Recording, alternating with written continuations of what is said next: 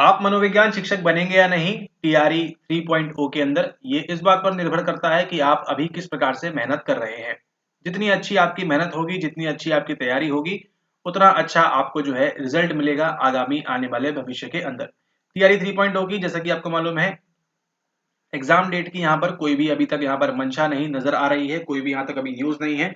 लेकिन आपकी तैयारी कंटिन्यूअसली होती रहे, आपको मालूम रहे कि आप कितनी पढ़ाई कर रहे हैं, कितनी नहीं पढ़ाई कर रहे हैं, उसी के लिए हमारे जो पेड ग्रुप है आपका, उसके तरफ से आपको यहाँ पर एक फ्री मॉक टेस्ट आपको दिया जा रहा है, जिसका नंबर है मॉक टेस्ट नंबर 23। तो ऑलरेडी आपके जो मॉक टेस्ट हैं कल ये समाप्त हो जाएंगे, यानी कि आज एक और रिलीज होगा और कल एक और रिलीज होगा। उसके बाद आपके जो मॉक टेस्ट है ये यहाँ पर समाप्त हो जाएंगे। तो इसके अंदर आपको यहाँ पर आज कराया जा रहा है मॉक टेस्ट नंबर 23, ये आपके पेड ग्रुप का है। तो आपको थोड़ी जानकारी रहे कि आप जो है किस प्रकार से तैयारी कर रहे हैं। अभी जो आप सवाल देखने वाले हैं, क्या आपको ये सवाल बनते हैं, क्या आपको ये सवाल आते हैं, और अगर क्या हो कि आपकी ये सवाल आपके टीआरई 3.0 में आ जाए, ठीक है। आप तो परीक्षा की तैयारी कर रहे हैं काफी समय से, लेकिन अगर आप किस प्रकार के सवाल गलत करेंगे नुक्ते के साथ, तो आपके लिए काफी ज्यादा समस्या हो जाएगी, परीक्षा जो है टफ हो सकती है। इस बात का भी आपको ध्यान रखना है, ठीक है। तो देखते हैं यहाँ पर मॉक टेस्ट नंबर 23 में किस प्रकार के सवाल हैं, किस प्रकार के सवाल आपको बनने चाहिए या नहीं बनने चाहिए। अगर नहीं आते हैं तो क्या कर सकते हैं, आप अपनी एनसीईआरटी जाके अच्छे से पढ़िए और कुछ जो एडवांस टॉपिक है उन पे भी ध्यान दीजिए, ठीक है। तो इसी प्रकार के अगर आप और मॉक टेस्ट लगाना चाहते हैं तो फिर नीचे डिस्क्रिप्शन में नंबर दिया है, वहां से आप अधिक जानकारी ले सकते हैं और ये 25 के 25 कंप्लीट मॉक टेस्ट आप लगा सकते हैं, ताकि आपकी तैयारी जो है और अच्छी हो जाए आगामी आपके टीआरई 3.0 के लिए, ठीक है। तो चलिए देखते हैं यहाँ पर मॉक टेस्ट नंबर 23। तो ये रहा आपका BPSC PGT psychology mock test number 23 यहाँ पर। तो इसकी शुरुआत करते हैं। पहले हम देखेंगे उन 10 सवालों को, पहले हम उन 10 क्वेश्चंस को देखेंगे। आप उनको देने का प्रयास करें, नीचे कमेंट कर सकते हैं साथ साथ में, या फिर आप जब ये वीडियो दोबारा देखें, पुनः देखें, तब भी आप इसको प्रैक्टिस कर सकते हैं, ठीक है। और इसको लगाने के बाद आपको समझ में आएगा कि आपकी तैयारी किस प्रकार से चल रही है, आपको चीजें आती है या नहीं आती है, ठीक है। तो जिन लोगों ने ऑलरेडी ज्वाइन किया हुआ है उनके लिए रोल आउट हो चुका है, कल के दिन आपका ये रोल आउट हो चुका था मॉक टेस्ट नंबर। तो आंसर की अगर पब्लिश कर दी गई तो उसको आप देख सकते हैं। तो यहाँ पर देखते हैं आपका सबसे पहले नंबर का सवाल। ये रहा आपका सवाल नंबर 1, उसको 1B 2 3 इस प्रकार से आप जो है अपने जो है नोट करते जाएं, कमेंट कर दें, कॉपी पेन में लिख लें, जैसे भी आपके लिए सुविधाजनक हो उस प्रकार से आप कर सकते हैं, ठीक है। चलिए देखिए सवाल क्या बोल रहा है। सवाल बोल रहा है यहाँ पे, पहले इंग्लिश में इसको पढ़ेंगे फिर रिकॉग्नाइज करेंगे हिंदी में भी एक बार। The tendency to fail to act to escape from a situation because of a history of repeated failures in the past. अतीत में बार बार असफलताओं के इतिहास के कारण किसी स्थिति से बचने के लिए कार्य में करने में विफल रहने की प्रवृत्ति क्या कहलाती है। ये क्या ये लर्न हेल्पलेसनेस है, क्या ये प्लानिंग फॉलेसी है, क्या ये लेटरल हाइपोथेसिस है, D none of the above या फिर E none of the above, ठीक है। तो इसका उत्तर देने का प्रयास करें आप। इंग्लिश हिंदी दोनों में पढ़ लिया है। सीखी हुई असहायता यानी कि लर्न हेल्पलेसनेस को आप एक और चीज बोलते हैं, वो क्या है, वो है आपका अधिगत असहायपन। आपके एनसीईआरटी में भी दिया हुआ है। प्लानिंग पॉलिसी जो है इसको हम नियोजन भ्रांति कहते हैं, ये है, या फिर ये पार्श्व परिकल्पना है, कोई हाइपोथेसिस है यहाँ पर, ठीक है, जिसकी यहाँ पर बात हो रही है। तो इसको देने का प्रयास करें यहाँ पर आप कि इसका आंसर क्या होना चाहिए। सवाल नंबर 1 आपके लिए ये रहा, ठीक है। ओके, अब देखते हैं यहाँ पर सवाल नंबर 2। और सवाल नंबर 2 आपसे क्या कहता है। सवाल नंबर 2 आपसे कहता है the system of rules for combining words and phrases to form grammatically correct sentences. व्याकरणिक रूप से सही वाक्य बनाने के लिए शब्दों और वाक्यांशों को संयोजित करने के लिए नियमों की प्रणाली क्या कहलाई जाती है, ऐसा पूछ रहे हैं। क्या इसको हम सिंटेक्स कहते हैं, क्या इनको हम फोनेम्स कहते हैं या फोनीम्स कहते हैं, क्या ये प्रैग्मेटिक्स है, क्या ये व्यवहारिकता है, या फिर नन ऑफ द अबव या फिर E none of the above, ठीक है। अब यहाँ पर देखिए डी में आपको इनमें से कोई नहीं या फिर मोर than one of the above, ये आपको देखने की आवश्यकता नहीं है वैसे, ठीक है।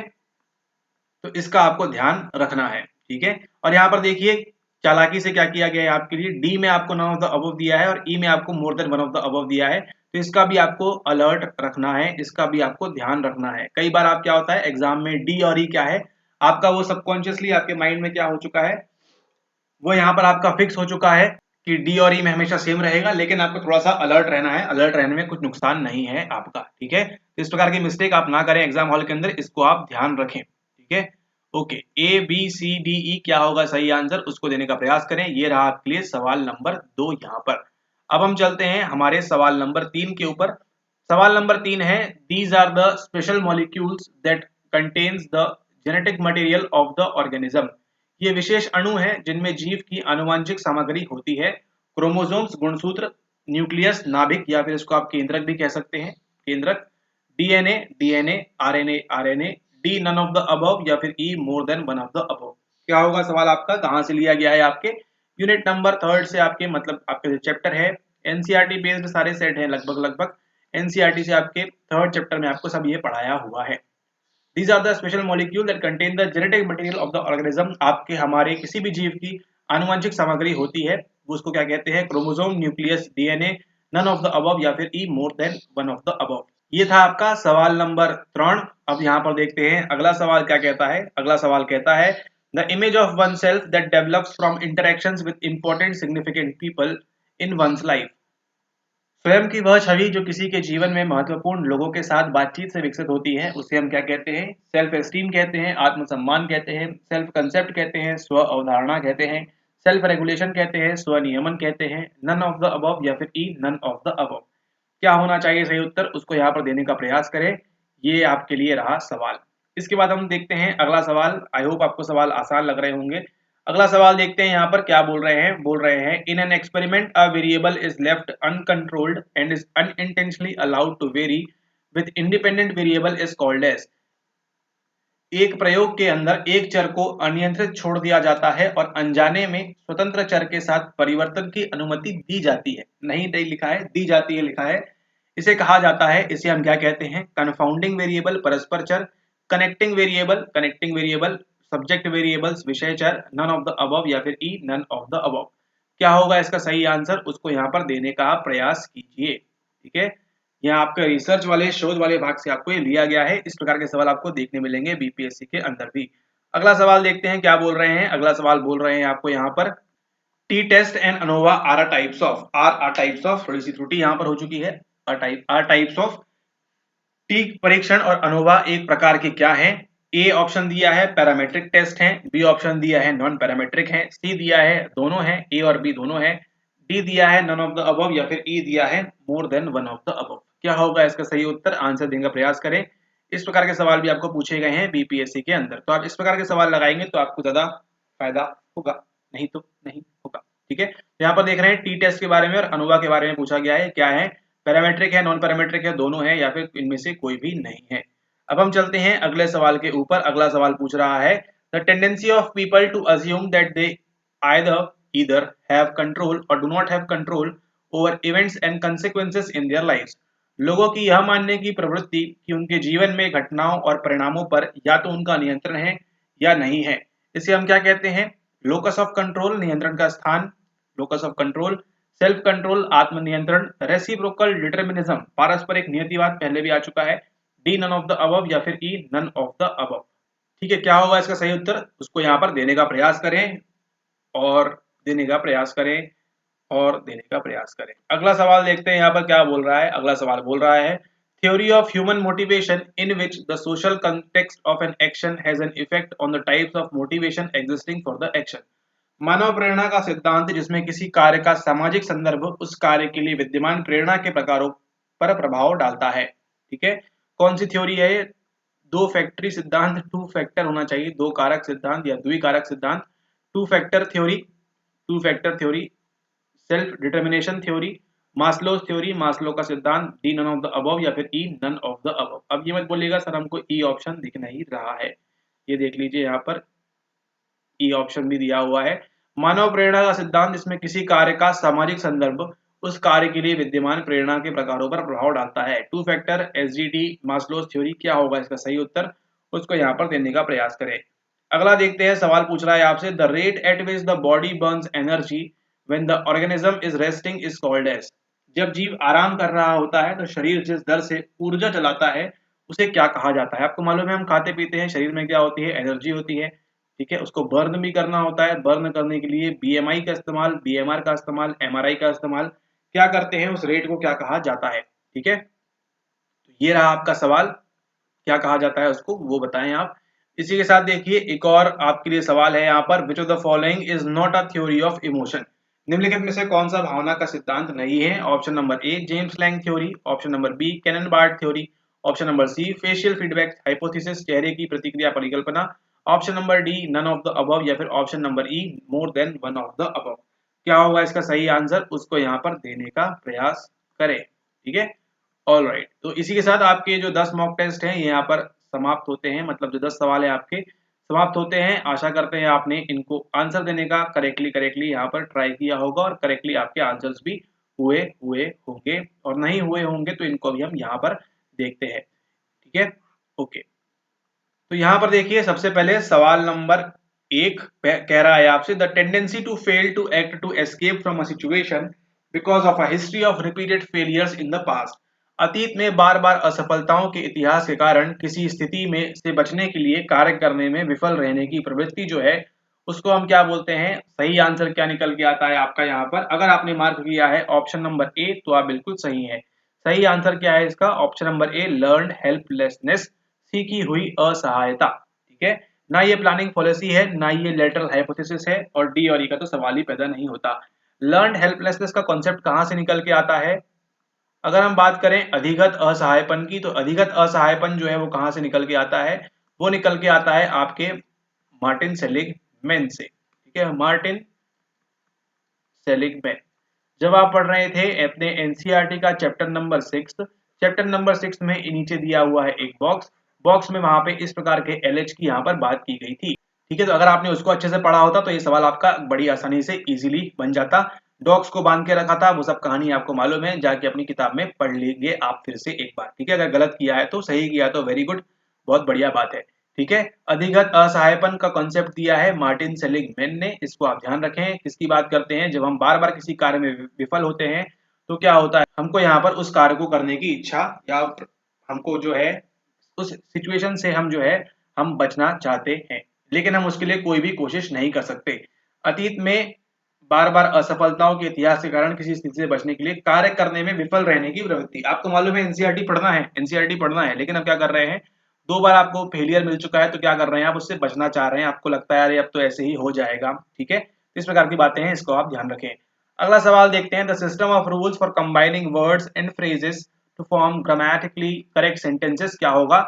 व्याकरणिक रूप से सही वाक्य बनाने के लिए अगर आपने इसको मार्क किया है ऑप्शन नंबर ए तो आप यहाँ पर बिल्कुल सही हैं। ये किसकी बात करता है, ये सिंटेक्स की बात करता है। ठीक है, ये सिंटेक्स की बात करता है, फोनीम्स से नहीं है, प्रैग्मेटिक्स भी नहीं है। नाम से देखिए व्यवहारिकता की बात कर रहा है, कैसे बात करनी है, कहाँ बात करनी है, वो सब चीजें आती हैं आपके किसके अंदर, आपकी गिरती हैं प्रैग्मेटिक्स के अंदर। फोनीम्स क्या है, फोनीम्स बात करता है आपके साउंड की, च क फ, ये जो निकल के आता है ये क्या है, ये आपके फोनीम्स की बात करता है। और सिंटेक्स क्या बात करता है, रूल्स की, मैं जा रहा हूं।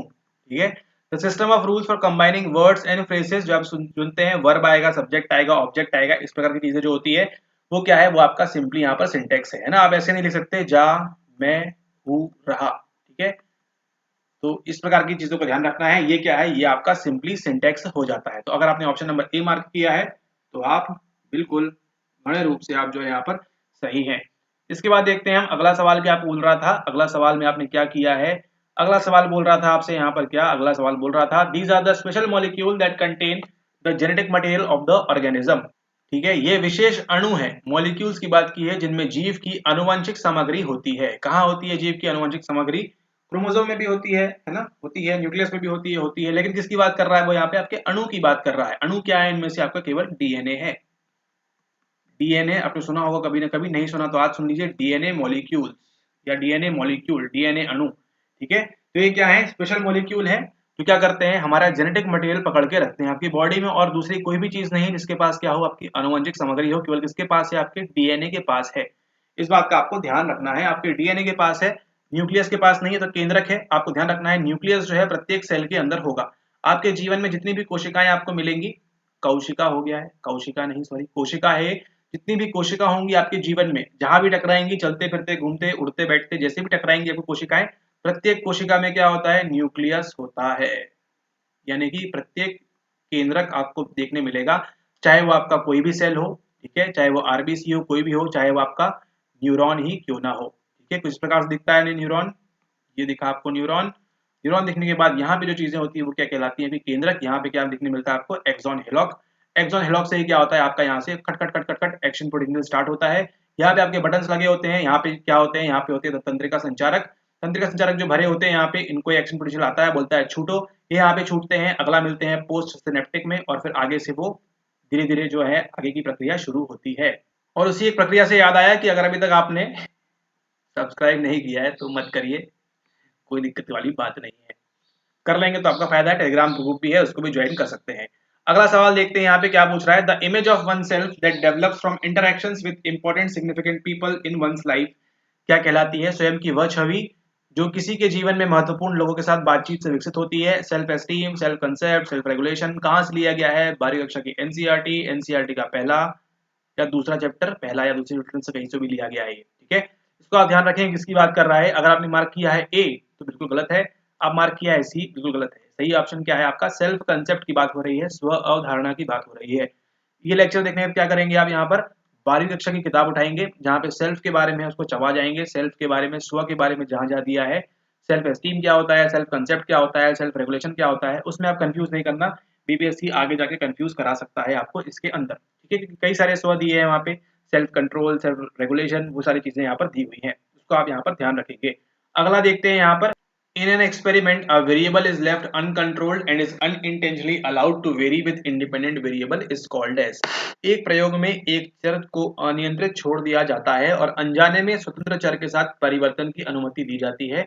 इसे क्या कहते हैं हम, इसे हम क्या कहते हैं, क्या इसको हम सब्जेक्ट वेरिएबल बोलते हैं, क्या इसको कनेक्टिंग बोलते हैं, या फिर इसको हम कन्फाउंडिंग बोलते हैं। इसको हम क्या बोलते हैं, इसको हम बोलते हैं परस्पर चर यानी कि कन्फाउंडिंग वेरिएबल, है ना। परस्पर यानी कि साथ साथ में चल रहा है, परस्पर मैं पढ़ता गया और परस्पर मेरे नंबर आते गए, ठीक है। तो इसको हम क्या बोलते हैं, कन्फाउंडिंग वेरिएबल इसको हम बोलते हैं। नोट कर लीजिए, ध्यान रख लीजिएगा कि किसी भी एक्सपेरिमेंट के अंदर किसी एक वेरिएबल को क्या किया गया है, लेफ्ट रखा गया है, अनकंट्रोल, कंट्रोल नहीं किया गया, और अनइंटेंशनली अलाउड किया है कि वेरी कर सके इंडिपेंडेंट वेरिएबल के साथ, उसको हम क्या बोलते हैं, उसको बोलते हैं आपका सीवी यानी कि करिकुलम विटे नहीं कन्फाउंडिंग वेरिएबल, ठीक है। ओके, इसके बाद देखते हैं अगला सवाल क्या बोल रहा है। अगला सवाल बोल रहा है आपसे T test and ANOVA are types of. अभी देखिए ये जो टॉपिक्स हैं ये क्या है आपकी, ये आपके एडवांस टॉपिक है। एनसीईआरटी में आप पूरा पन्ना छान जाइएगा, पूरा प्रस्तावना से पूरा एंड तक, तो भी आपको ये नहीं मिलेगा। इसके लिए आपको एडवांस टॉपिक पढ़ने होंगे अपने मास्टर्स लेवल के, बी लेवल के, ठीक है। वो सारी चीजें आपको जो यहाँ पर पढ़नी होंगी। टी परीक्षण और अनोवा एक प्रकार के क्या है, एक प्रकार के, अगर आपने ए मार्क किया है तो बिल्कुल सही है, एक प्रकार के क्या है, ये पैरामेट्रिक टेस्ट होते हैं।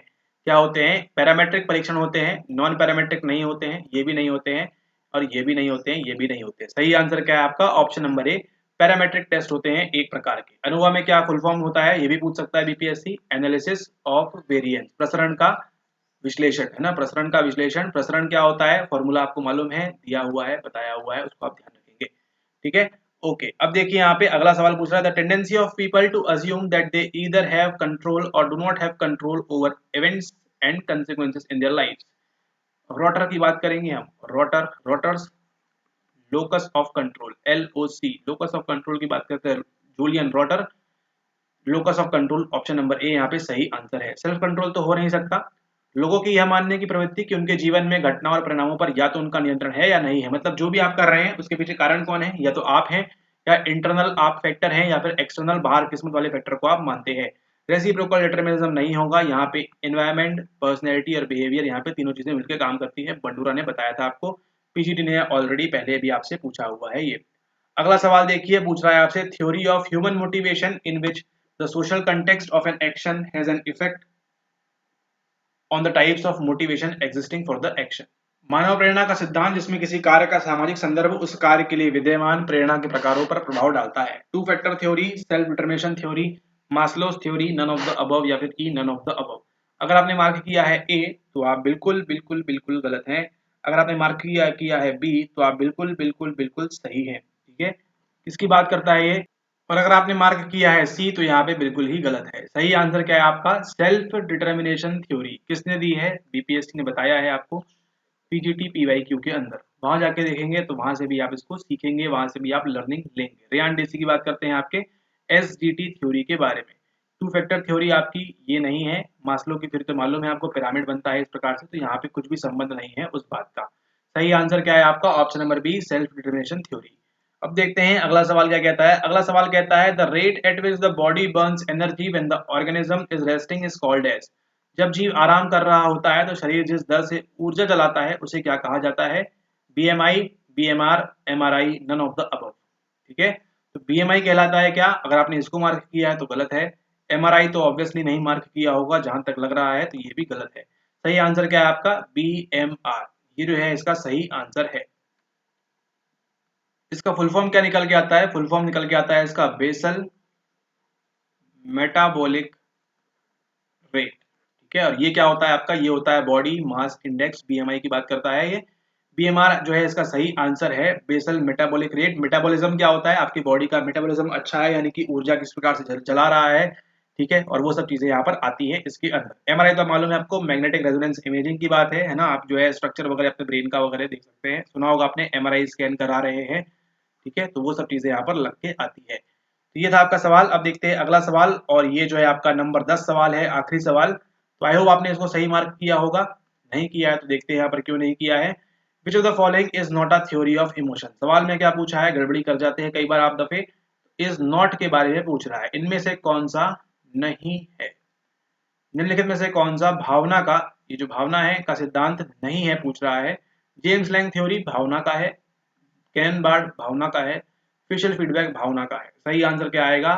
ऑप्शन नंबर डी नहीं आएगा, ऑप्शन नंबर ई आएगा, नन ऑफ द अबव, इनमें से कोई नहीं। ठीक है, सही आंसर क्या होगा? Option number E, more than one of the above. यहाँ पर मोर than one of the above लिखा है क्या? नहीं, यहाँ पे सही आंसर क्या होगा आपका? Option number D, none of the above. ठीक है, देखिए इस प्रकार से गलती हो जाती है, आपको भी ध्यान रखना है। यहाँ पर पहले टिक किया था, ऑप्शन नंबर डी जो है नन ऑफ द अबव इसका सही आंसर होगा। ठीक है, क्यों होगा यहाँ पर नन ऑफ द अबव, इनमें से कोई नहीं क्यों होगा? ठीक है, इनमें से कोई नहीं क्यों होगा? यहाँ पर James Lange theory, Cannon Bard theory, facial feedback theory, तीनों ही क्या है? तीनों ही आपकी इमोशन के सिद्धांत है, तीनों ही आपके संवेग के सिद्धांत है। लेकिन क्या पूछ रहा है? Is not a theory of emotion. तो क्या आएगा सही ऑप्शन आपका? ऑप्शन नंबर डी जो है यहाँ पर सही आंसर आएगा। इसको आप यहाँ पर करेक्ट कर लेंगे। ठीक है, तो इस प्रकार के कंफ्यूजन में आपने भी नहीं फंसना है, आपने भी नहीं पढ़ना है, इस बात को आप ध्यान रखेंगे। Option number D, option number ई, ऑप्शन नंबर डी जो है इसका सही आंसर है। आई होप आपने इन सभी को सही सही मार्क किया होगा यहाँ पर, और किसी प्रकार की आपने जो है यहाँ पर चीजों को सीखा होगा कई सारी, ऐसा उम्मीद लगाई जा रही है। और नहीं सीखा है तो कोई बात नहीं, सीख लिया तो अच्छी बात है, इसको आप नोट कर ले। ये था आपके लिए हमारी तरफ से आपको जो है यहाँ पर BPSC PGT psychology mock test number 23 जानिब से यहाँ पर। तो इसी के साथ इस लेक्चर को समाप्त करते हैं, वीडियो को समाप्त करते हैं। आपने इस मॉक टेस्ट से क्या सीखा, क्या नहीं सीखा, नीचे कमेंट कर सकते हैं। आंसर्स आपने नीचे कमेंट कर ही दिए होंगे, ऐसी भी उम्मीद लगाई जाती है। ठीक है, मौसम विभाग के अनुसार। और अगर आप इसी प्रकार के और मॉक टेस्ट वगैरह लगाना चाहते हैं तो ज्वाइन करिए हमारे साथ, और जो है अपने TRE 3.0 को और सुनहरा बनाइए, और जो है जो भी सीटें हैं उसको पकड़ने की और मजबूत तैयारी करना चाहते हैं तो नीचे दिए गए नंबर पर संपर्क करके आज जो है इस मॉक टेस्ट को ज्वाइन कर सकते हैं, करना चाहें तो। ठीक है, तो जिस प्रकार से आपने देखा है एक्सप्लेनेशन, इसी प्रकार से आपको एक्सप्लेन्ड वीडियो भी मिलती है इसके अंदर। तो आपको 25 मॉक टेस्ट तो मिलने ही वाले हैं, उसके साथ साथ इसी प्रकार की एक्सप्लेन्ड वीडियो भी आपको मिलती है उसी के साथ साथ। ठीक है, तो ये सब आप करना चाहते हैं तो नीचे दिए गए नंबर पे आप संपर्क करके उन लोगों से आप जानकारी ले सकते हैं। इसी के साथ वीडियो को समाप्त करते हैं यहाँ पे। तब तक के लिए धन्यवाद और धन्यवाद और धन्यवाद। इसी प्रकार से पढ़ाई करते रहिए और आगे बढ़ते रहिए। एनसीईआरटी मत छोड़िए, ठीक उसी प्रकार से सब्सक्राइब करना भी इसको ना भूलिए। Thank you very much, have a nice day ahead, take care.